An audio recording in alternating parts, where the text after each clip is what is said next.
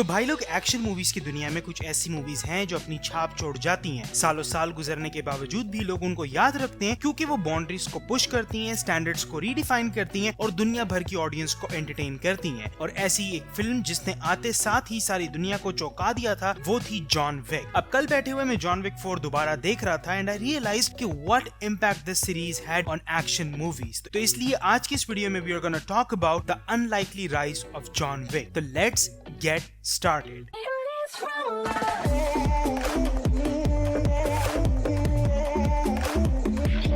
दी starting. अब इस legendary series की शुरुआत हुई थी 2014 में जॉन विक 1 के साथ, जहां actor Keanu Reeves the matrix trilogy जैसी सक्सेस देने के बावजूद अपने करियर में खामोशी सी रख रहे थे। लेकिन 2014 में सब कुछ बदल गया जब चैड स्टिल्स्की और डेविड लाइच, जिन दोनों ने कियानो रीव्स के साथ एज स्टंट कोऑर्डिनेटर काम किया था, उन्होंने पोटेंशियल देखी to create something legendary, something which will redefine the action cinema. अब जॉन विक 1 एक इंस्टेंट हिट थी, जहां इसका बजट 20 to 30 मिलियन यूएसडी था। इस मूवी ने वर्ल्ड वाइड बॉक्स ऑफिस पे 88 मिलियन यूएसडी की कमाई की थी। लेकिन इस फ्रेंचाइज की कामयाबी की असली वजह थी इसकी ऑथेंटिसिटी, क्योंकि इस मूवी के डायरेक्टर्स चाहते थे कि इस मूवी के स्टंट्स जॉ ड्रॉपिंग हो, कोरियोग्राफी फ्लॉलेस हो और उन्होंने अपने आप को सराउंड किया था ट्रेन्ड प्रोफेशनल्स की टीम्स के साथ and they focused on practical effects as well. दूसरी चीज आती है डेडिकेशन, क्योंकि जो डेडिकेशन इस मूवी की पूरी कास्ट एंड क्रू ने दिखाई है वो काबिले तारीफ है। और इस बारे में इस मूवी के डायरेक्टर्स कहते हैं कि वो चाहते थे कि ऑडियंस हर पंच को फील करे, हर गन शॉट पे रिएक्शन दे। They wanted John Wick to be grounded in reality, और इसीलिए इसके एक्टर कियानो रीव्स ने भी एक्सटेंसिवली ट्रेन किया in various fighting styles and fire arm handling. और यहाँ पर हमें कियानो रीव्स की भी तारीफ करनी पड़ेगी, क्योंकि शायद इतनी मेहनत इस कैरेक्टर के लिए कोई दूसरा एक्टर नहीं करता। जॉन विक के कैरेक्टर में आप कियानो रीव्स के अलावा किसी दूसरे एक्टर को इमेजिन कर ही नहीं सकते।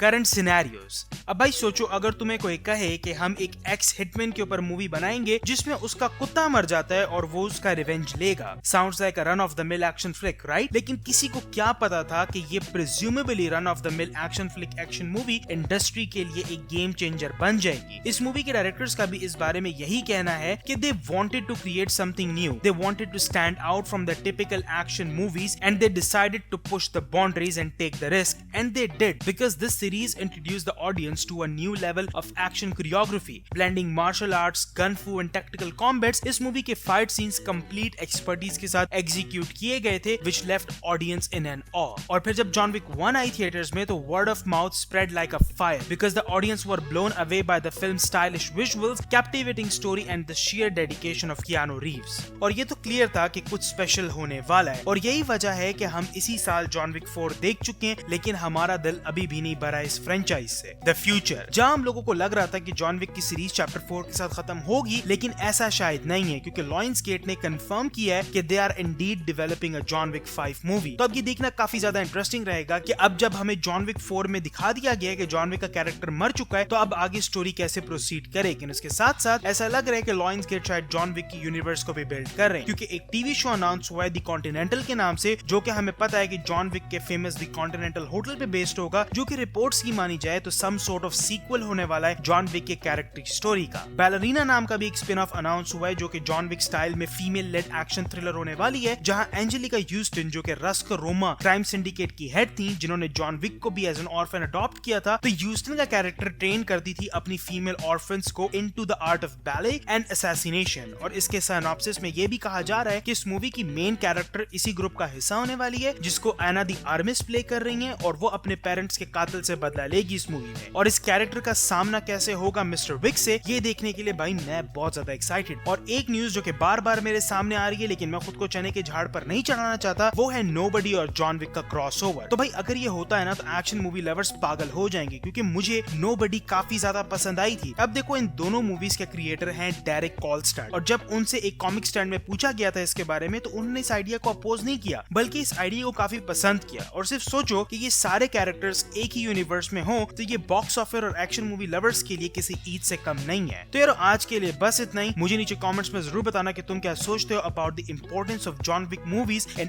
एक्शन जॉनर और उसके फ्यूचर के बारे में। और अगर वीडियो पसंद आई हो तो लाइक और सब्सक्राइब जरूर करना, ताकि मैं तुम्हारे लिए ऐसे वीडियोस लाता रहूं। और मैं मिलूंगा तुमसे अगली वीडियो में, तब तक के लिए Hasta la vista, baby.